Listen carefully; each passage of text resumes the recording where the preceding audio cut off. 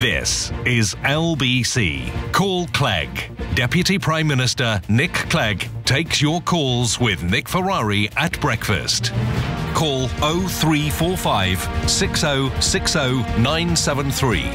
Tweet at LBC. Text 84850. This is Call Clegg on LBC.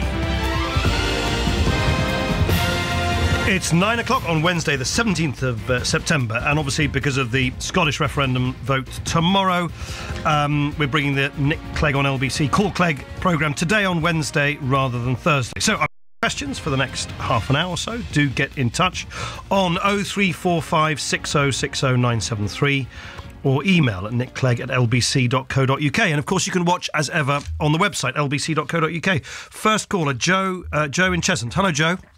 Good morning, Mr. Clegg. Morning. How are you this morning? I'm all right. How are you? I'm getting more angry as the week goes on. Oh, right. I was discussing... I make the children listen to LBC on the way to school in the morning so they understand there's more to life than music. How old are they, Joe? My daughter is 15 tomorrow on election day, right. on referendum day. My son is 12, so they're at a very crucial age. All right. And they enjoy listening? They do enjoy listening, but they are very confused. They asked me yesterday what should happen. I said, I hope that Scotland vote yes. We're English. The reason being, I cannot believe how many concessions you guys at Westminster already give to Scotland, and for you to be piling on more and more and more for a country... It leaves England as complete second-class citizens. We don't live in Westminster. I have an 80-year-old mother living with me. She would get social care for free if we lived in Scotland. I have a 15-year-old daughter, as I mentioned. If she wanted to go to university in Scotland, as it stands already, I would have to pay, or she would have to pay, because we're English. Yet European people are allowed to go to university in Scotland for free. Could you please explain why all these concessions are being given to try to keep Scotland with us when they don't want to be with us? And where do English people stand in all this? Because at the moment we've got nothing. Yeah. Well, Joe, look, to say you've captured the issue of the moment is an understatement. And also, I think you've put your finger on the debate, which, by the way, I think will kind of unfold in a big way after tomorrow's vote. Do you know, almost regardless of what the result is? In other words, even if Scotland votes, as I very much, unlike you, Joe, very much hope people of Scotland will, to remain part of the very successful family of nations that makes up the United Kingdom, even then, I think the point you're making is that the status quo is not good enough anymore. Everybody knows we've then walked through a door where, of course, more powers are flowing to Scotland. And the point I'd make to you just on that, Joe, is that Scotland has always had we've always had a devolved settlement. Scotland has its own education system, always has done, its legal system, always has done. We've given it, just actually 3 years ago, new powers to borrow money on its own account, but we've also given extra powers to Wales. So there's been a process of devolution to Wales, and of course Northern Ireland has its own devolved settlement. The point you're making, and it's interesting that your children are kind of asking questions about this, is like, well, hang on a minute, what does that mean for, if you like, the missing bit of the jigsaw? What does it mean for people taking on more power and responsibility, having more autonomy in the various parts of England? And whilst I disagree with you, Joe, about you feel it'd be better if the United Kingdom falls apart, I think it would be an absolute tragedy, because in this day and age, Joe, I have to say to you, I can't think of a major issue that we have to deal with as a country to which the answer is, people falling apart. I mean, from the environment degradation to terrorism to cross-border crime to globalisation to the banking system to our pension system, all the big things we face better when we are together, and we're weaker when we're apart, is my view. But having said so, while we might disagree on that, Joe, I think you're onto something when you say, look, we need also a debate about how we can, if Whitehall and Westminster are in a sense letting go and giving more freedoms and powers to Scotland and indeed, as I say, to other parts of the United Kingdom, surely Whitehall and Westminster should do so for the communities of England. I basically agree with that, and that's why I think what you will see in the coming months, if not in years, is not only a process of devolution to the countries the nations that make up the United Kingdom, but also further decentralisation to the constituent parts of England. You know, I'm an MP in Sheffield, and what you just said, I hear over and over again on the kind of in the communities that I represent in South West Sheffield. People saying, "Well, hang on a minute, we in Sheffield want to take on more responsibility for our own affairs, just as much as anybody else does." Joe, let's bring you back in. A comment to the Deputy Prime Minister, Joe. I do not want the country to fall apart at all, Mr. Clegg. I want equality for everybody. Yeah. We are all, according to you, you want to stay in Europe. We are all European, but we're not. The English people aren't as European as the European people when it comes to going to university in Scotland already, because of this Barnett formula, that they can afford to offer concessions to everyone apart from us. If England got split up into different governing bodies, we'd miss out as well, because I live in Hertfordshire. I don't come under good old London. I come under a county 2 miles from my front door. Yeah. You know, London is over the line, so we don't get London waiting. Yeah. It just seems like all I want is for everybody to have an equal chance. Yeah. And my kids at the moment, they don't. Yeah, no, Joe, University education is a key point, Mr. Clegg. No. But listen, but do remember, you've had different education systems, as I said, different legal systems, north and south of the border, you know, for ages. That in a sense is not new. And by the way, just because I'm obviously very familiar with this controversial subject, Joe, you do not need to pay a penny for your sons and daughters to go to university. Not a single penny. They only have to pay back themselves many, many years after they left university, and only if they can afford to do so. Anyway, Scotland, of course. Well, hang on, but you know, let's look in the long run about how you. There's a big question that everybody faces. Not just, by the way, in the United Kingdom, not just in Scotland, not just in England or Wales, but across the developed world and Joe, you've raised these big issues, is how do we make sure we've got a decent way of supporting people who need social care later on in life? How do we make sure we have decent pensions? How do we make sure that anyone who wants to go to university can do? How you fund all of that is not something that anyone can suddenly just sort of ignore or turn their backs on. And Scotland, remaining as I hope it will part of the United Kingdom, is still going to have to grapple with those issues. What we're saying, though, to what myself and Ed Miliband and David Cameron, and this is really important, Joe, is we're not saying, look, we're not going to say Westminster's going to write out great new checks. What we're saying actually is that the way in which the cake, if you like, of tax revenues across the United Kingdom, the way that's divvied up, something called the Barnett formula, remains. But what we are saying is that Scotland should in the future, because that is what many people in Scotland say they want, take more responsibility themselves for raising their own money and spending it. But in a sense, saying that Scotland should, for instance, have new tax-raising freedoms means that they'll take more responsibility for their own finances rather than less, Joe. But, Joe, thank you. We must move on. Just one point. You were one of the signatories on a letter on the front page of the Scottish Daily Record earlier this week, Mr. Clegg. David Cameron and Ed Miliband joined you with this letter, part of which says, we can state categorically the final say on how much is spent on the NHS in Scotland will be a matter for the Scottish Parliament. But it'll be funded by British taxpayers. Well, it'll be funded. So if they want to make extraordinary amounts of money, we'll have to pay the bill. No, that's the whole point. Is we're going to give more. Well, hang on, let me finish it. What we're saying is that if Scotland wants to raise more money, spend more money on this public service or that public service, Scotland is and will be entirely free to do so. It's not for anyone else to tell Scotland. How will they fund it?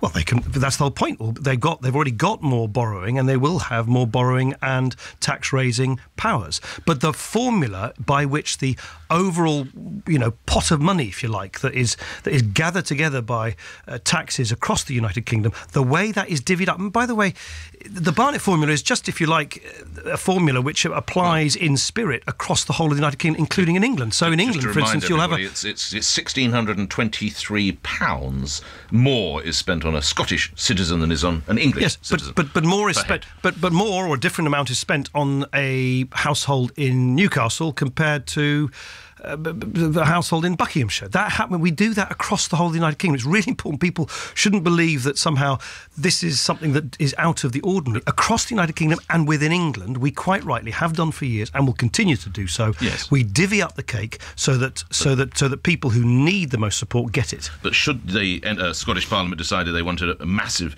new NHS hospital in every city and town in Scotland that would be paid for by British No, taxpayers. it's really important to remember. The Barnett formula is how you... No, but these new powers you talk about on the front page of the Record yesterday. What we're saying is that we're going to give new tax-raising powers, so if a future Scottish government wants to spend more money and wants to pay for that through increased taxation, or indeed through, if it wants to invest in new buildings through borrowing money for capital investment, it will be free to do so. But it'll have to be responsible for its own finances in a way which, to a much greater degree than is currently the case. And I think it's incredibly important that no one thinks that somehow checks are being written out before this has all been properly thrashed out in the coming months. And those Scottish MPs would still vote on the English NHS, would they? No, that's something that's been looked at by something called the Mackay Commission. Right. It's in the jargon, it's called the West Lothian question, which has been hanging around for generations. And clearly that needs to be settled along with this What does that mean? They shouldn't be allowed to vote on English NHS matters. So I think that when the decision is made in the coming months and legislation is passed to give these new significant powers on welfare, on borrowing, on tax-raising powers to Scotland, that should be accompanied by a decision about how the votes are organised in Westminster. Because clearly, when you have that degree of devolution, saying that, let's say, a Scottish MP has precisely the same say over matters in England as an English MP doesn't make any sense. And that's why you then decide how you if you like, divvy up votes in the House of Commons. And there's been a proposal from Lord Mackay, who he produced his report, a couple of years ago, and that's got some sensible ideas. I just think I've always felt you decide that at the same time as you take the next big step in devolution, because I don't think people would find it's not logical. It's just simply not fair to say, OK, we have a more devolved family of nations that makes up the United Kingdom, but somehow that new devolution settlement isn't reflected in any way in changes in Westminster. That doesn't make any sense. You have to make changes in Westminster as well. We must get to other callers. Yes. Bob in Sheffield. Hello, Bob. Hello. I'll just say where I'm coming from. I have an English mother and a Scottish father, so I don't really mind which. And just out of curiosity, Bob, where do you live in Sheffield? Ecclesall. Oh, right. One of your constituents. Yes, hello. Where in Ecclesall? I do want to... No, sorry, I'm not being nosy. I'm just... Are you that keen to find a voter, Mr. Clegg? You actually need the name of the street. I'm up in Sheffield tomorrow night, Bob. Are you feeling a bit unloved? I'll turn up at your door if you're not careful. No, sorry, go on. I might turn up tomorrow night. All right. I wanted to stick with the Barnett formula. Yeah. Because all three party leaders did talk about maintaining it as it is. And even Joel Barnett has admitted that the scheme needs revision. Now, if we are still going to be divvying out to the Scots, as I said, to the tune of the extra £1,623 a year, I understand perfectly that it varies across the regions of England as well as across the countries of the United Kingdom. If you are promising more devolved tax-raising powers to the Scottish government, I fail to understand why the formula has to stay as it is. Right. As it stands at the moment, all the income tax, as I see it, goes into a mattress under the Chancellor's bed and then gets divvied up by the Barnett formula. Right. Under the new devolved powers, the Scottish Chancellor is going to have his own pot or her own pot under the mattress on her bed. Yeah, right, Bob, let me try and explain. It's a very good question. So you're right in characterising the Barnett formula as, in a sense, the formula by which the cake, once the cake has been established, the cake being all the revenues across the country, how that's then divvied up in the various parts of the United Kingdom. And as you quite rightly also alluded to, we do that anyway across England as well. In other words, at all levels, we divvy up the cake in the fairest way possible. Now, then you say, well, surely there's a difference in the way in which, I'm going to mix my metaphors terribly, the way in which the cake is created in the first place if you're devolving tax-raising powers more. And you are right. So, for instance, the extra tax-raising freedoms and indeed borrowing powers that already have been included in the Scotland Act, which we passed 3 years ago, which is coming into force shortly, has an effect on what's called the kind of block grant. But the formula, the sort of mathematical formula by which the cake, however big or small it is divided, remains the same. So that that's the distinction that you need to make. And it, technically, if you like, is between the block grant, which of course is affected by tax devolution, already is, as I say, by the measures included in the Scotland Act recently passed, and then the formula by which any cake, however large or small it is divided. Does that make sense? Bob. Oh, Bob's gone. Yeah. Yeah. Deputy Prime Minister, does that make sense? Is it clearer for you now, Bob? Well, actually, no, because I haven't actually explained anything that I didn't already understand. Right. Under the present system, even Joel Barnett says the formula needs to be revisited. Yeah, but I mean, so I am concerned that the three major parties. This isn't just Nick's problem with the English, Welsh, and Northern Irish taxpayers. Even with the devolved powers and the extra revenue-raising powers that the Scottish Government are going to be given, they have apparently pledged that the formula will stay as it is. Sure. Bob, let me whether you have views on whether Barnett should be changed or not, is in a sense that happens independently of whether you have extra tax and borrowing powers to Scotland or not. And you're quite right to point out that there's been a running debate. My party's had lengthy debates about the Barnett formula, and people have constantly looked for the kind of sort of land of milk and honey where we have a formula which is absolutely perfect and beyond controversy. I think what people have come to the view is that, of course, you can have an endless debate about whether you use a different formula, whether you use different criteria, whether you use different mathematical, formulations and so on and so forth.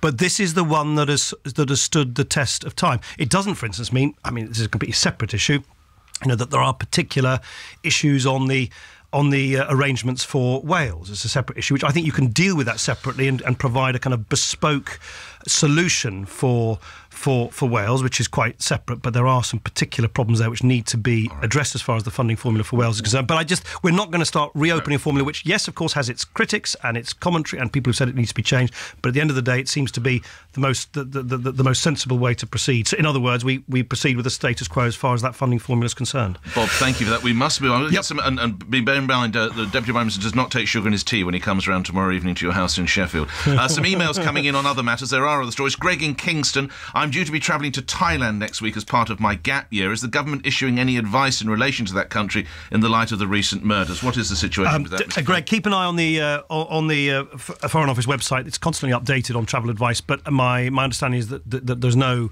change to the travel advice at the moment. Keep an eye on that. Keep an eye, yeah. Anna in Rotherham, do you think the resignation of the Police and Crime Commissioner, which you supported, is really going to sort out the problem of child abuse?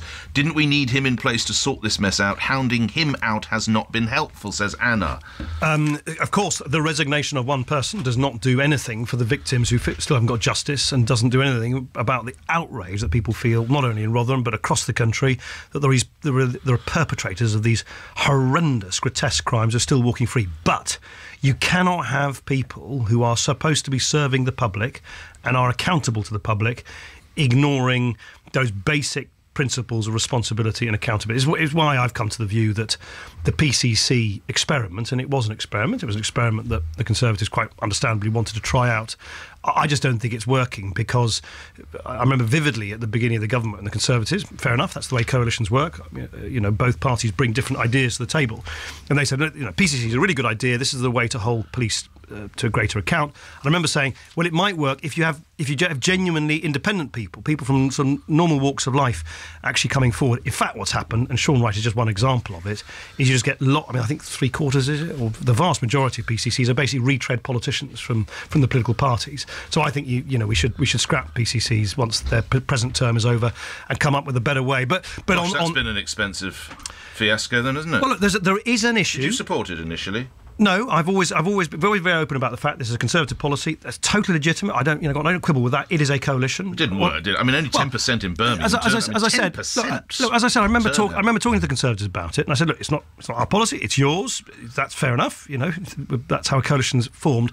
But for heaven's sake, make sure that it really does lead to people from outside politics coming in. It doesn't just become, and particularly across the north of England, like Sean Wright, they are all recycled or failed Labour politicians, and that doesn't really add anything. So I think we need to look at a different system, because you do need to have improved accountability of the police. That is a totally legitimate aspiration, and I think you could maybe do it more effectively through some new reconstituted board which provides accountability for the police. Back to the calls, please, Mr. Clegg. Petrie, is it? Petrie in Fife. Yes. Good morning, Nick. Nice to speak to you. Hello.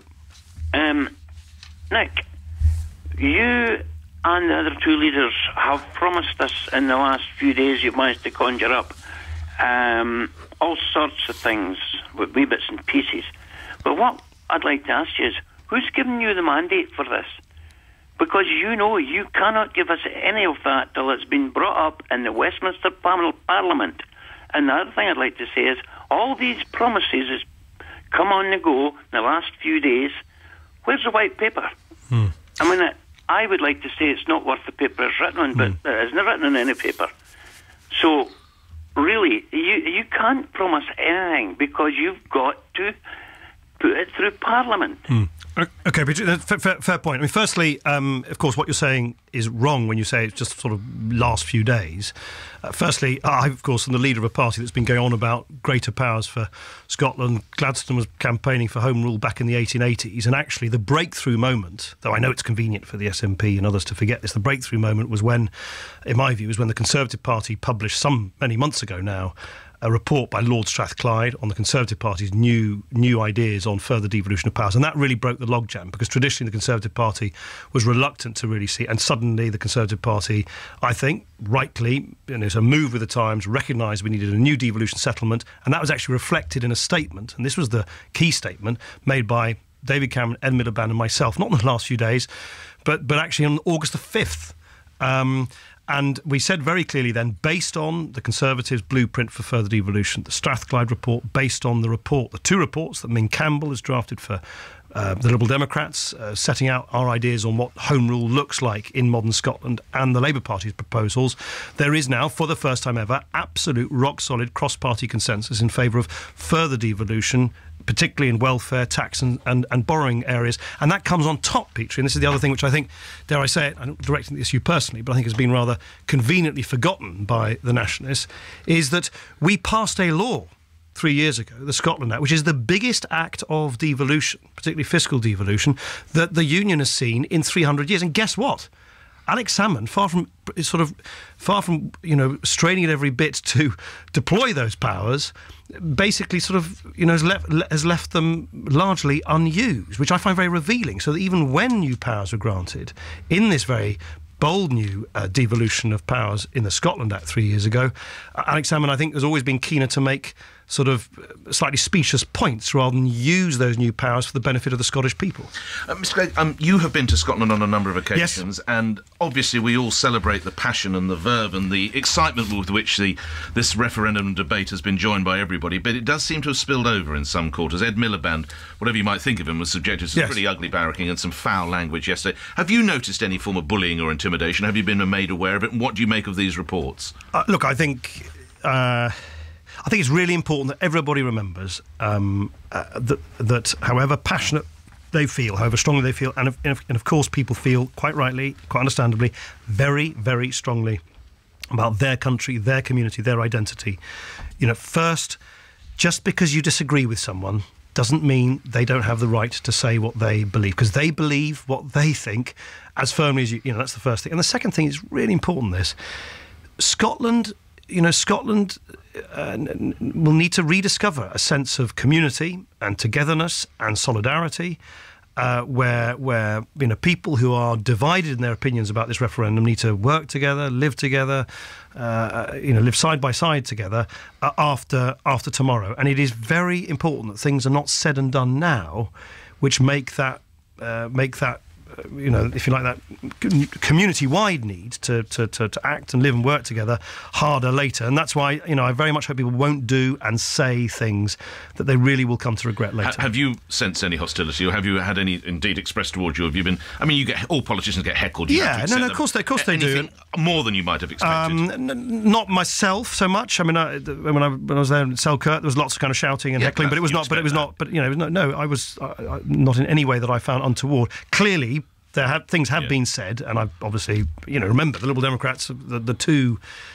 members of the cabinet that actually, have Scottish seats are only Liberal Democrats, and in Alistair Carmichael and Charles Kennedy and Danny Alexander and Min Campbell and so on, we have some of the sort of key campaigners, and they tell me, because I speak to them every day, that there's some pretty nasty incidents, things, and some pretty extraordinary things said. But all I would say is, any country, any community has to move on quickly from a moment like this, and it's made all the more difficult if people in the heat of the moment say things or do things that they really, really shouldn't. We go to other questions. Lawrence in Cobham. Hello. Hello, Lawrence. Hello, Nick. I'd like to ask the question. We have two immigration policies in this country, two which are completely different to each other. I want to know which one you support. What are you talking about, Lawrence?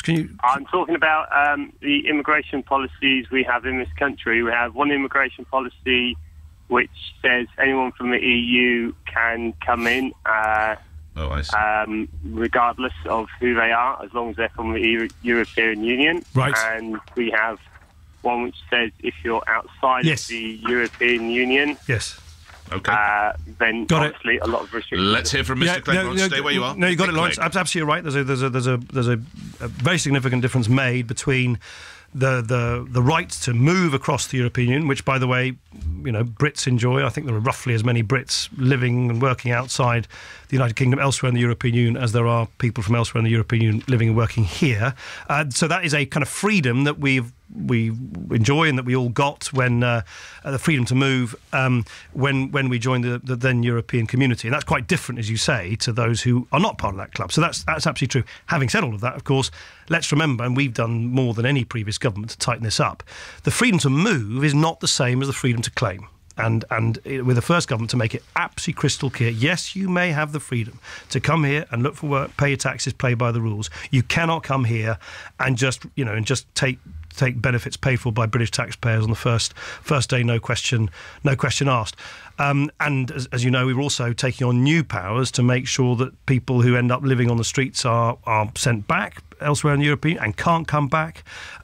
So we've tightened up the system considerably, particularly as far as benefits are concerned, because it's wholly wrong, as you say, for the kind of the freedom to move, which is something that we've enjoyed across the European Union, to be basically become synonymous with and become the same thing as the freedom to claim, and that is to that extent we have benefits as Brits as part of this big European community, which you don't get if you're living in another part of the world. All right, Lawrence, thank you. Can I go to an email? Dan in Hastings. We now hear there's a second British hostage held by ISIL. How many hostages would it take to be beheaded until the government sent in the troops? Well, I mean, we cannot have our strategy determined by the grotesque kind of evil acts by this group. We've got to be tough. We've got to be smart. We've got to be uncompromising. These people will be hunted down. ISIL will lose. ISIL will be squeezed out of existence. How? How is exactly what I think will be the major point of discussion. In other words, putting the sort of finishing touches to this at the United Nations General Assembly next week. But we already have some of the key building blocks. The Americans are already taking military action from the air. A very significant new coalition of countries is being assembled, crucially, and this is so crucial, including the countries in the front line themselves, whether it is the Iraqi government, whether it's the Jordanians, whether it's the Turks. We cannot afford, because it would be a disaster to do so, to allow ourselves to be lured into the trap that ISIL want to set for us, which is to turn this into what they will describe as a sort of West versus the West conflict, some kind of religious war. It is not. They are a menace. They are a threat to devout Muslims more than almost anyone else in the international community. So, coalition being assembled, Americans taking action. We, as you already know, provide a lot of support. We are very, very active in the humanitarian field. The United Nations will be debating this next week.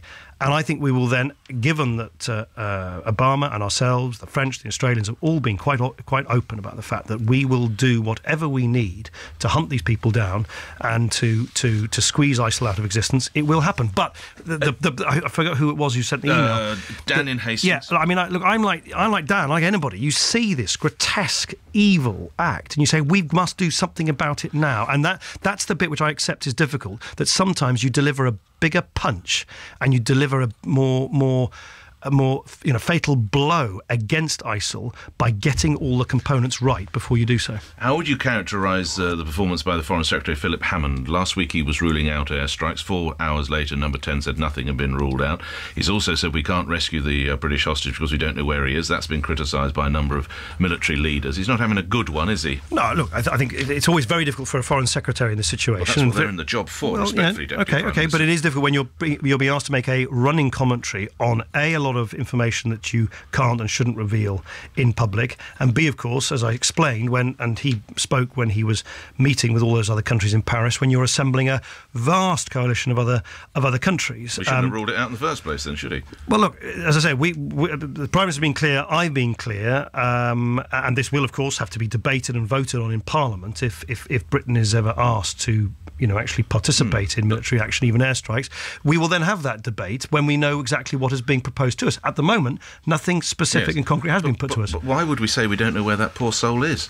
Well, look, we don't comment on. Well, he did. He said we don't know where he is. I would urge you not to be too harsh on Philip Hammond, because, as I say, to provide a running commentary and be asked 1,000 questions on a very fluid, fast-moving situation, much of which quite rightly needs to be cloaked in secrecy, which I think most people would accept. We never comment on special forces and all the rest, and the efforts that are made, other than being absolutely clear, as we discussed last week, that we don't pay ransoms because we don't want to put other people in danger's way. Can we go? Time for final one. Sheila in Potters Bar. Hello, Sheila. Hello. Can you give me? My question is in 2 parts. Right. First, why is it so abhorrent to you that England should have parity with the rest of the UK or Britain? Secondly, who has given you the right to tell me that my country should be regionalised? Right, I think I can help you with both, Sheila, because I absolutely... Well, you should do. You've had the answer prepared. Well, no, I haven't, Sheila. I only just heard it. So that's not really fair, Sheila. He had no idea of this question. I want to make that quite plain. Deputy Prime Minister. I don't know why you think that I'm anything other than... very much at the forefront of the debate, that's saying that the missing bit of the jigsaw in terms of the kind of constitutional settlement in our country is England, or rather the over-centralisation of things in England. And I think that, as I was discussing with Joe, a caller earlier, I totally understand. May I come back? Briefly. Well, can I finish? And the second thing is, Sheila, I actually... adamantly, I've always opposed these great regional quangos. I think we should work with the kind of building blocks of the things that people understand and feel loyal to in our political landscape. Counties, city regions. I mean, it failed under Labour creating these new regional bureaucracies. So I'm afraid, Sheila, I just don't accept either of the suggestions you make about my own opinions on either. It has to be quick. I'm sorry, Sheila. Quick response, if you would. Yes, I have got a quick response. Yes, Sheila. I can see no reason why we cannot have an English Parliament. There's too many people in the Lords. Right. There's too many people in the House of Commons. Right. Yeah. Well, very quickly, so I strongly agree with you, Sheila, that the House of Lords is an anachronism and needs to be reformed completely. But I'm afraid you'll have to talk to Ed Miliband and David Cameron about why on earth they didn't let you have a say in who goes to the House of Lords. On the English Parliament, I'll tell you what I don't think we need, because and actually, fun enough, Sheila, it goes back to your point about regional quangos. We don't need to create another talking shop for politicians, another institution, another English Parliament to solve this issue. I think the absolute heart of this is forcing Whitehall and Westminster to let go, to stop this busybody, patronising attitude where everything in England, everything moves, is decided by people in Whitehall and Westminster. I don't know where you live in Potters Bar, Sheila. I think whether it's in Potters Bar or Peterborough, whether it's in... I'm going to try to pontifrate. Yes. I think every part of the country needs to have greater freedoms, more autonomy, and that I think is a better way of proceeding rather than creating a new talking shop for politicians. Now, Deputy Prime Minister, while you might be concerned about tomorrow's vote, I would imagine you would welcome the news that's just dropped. The number of unemployed is down by 146,000 between May and July to, these figures correct, 2.02 million, a further drop of 146,000. That news has reached us within the last 2 or 3 minutes. Policies appear to be working. I am absolutely delighted. We are now a country where we're seeing more women going into work at a higher rate than almost any other country in the developed world. I'm particularly pleased that the latest figures that have just come out now, a few minutes ago, show that youth unemployment has dropped by the biggest drop in many, many, many years. And that's something I've been particularly working on. So, look, there's a long way to go to make sure this recovery is fully felt. There are lots of people working very, very hard who wish they were earning more. I get, that's why I've been at the forefront of giving people money back by taking people on low pay out of paying income tax. But the fact that we have so many people in work, and so many young people in particular, finally having opportunities to get their feet on the first rung of the jobs ladder, I think is really good news. As ever, thank you for your time. Look forward to Call Clegg moving back to its regular berth on a Thursday. Call Clegg with Deputy Prime Minister Nick Clegg. Thank you, Mr. Clegg. News is next on LBC. Nick Clegg has told LBC he hopes people in Scotland make the right choice tomorrow. From the environment degradation to terrorism to cross-border crime to globalisation to the banking system to our pension system, all the big things we face better when we are together. It's the final day of campaigning before the independence referendum. We've got reporters across Scotland as people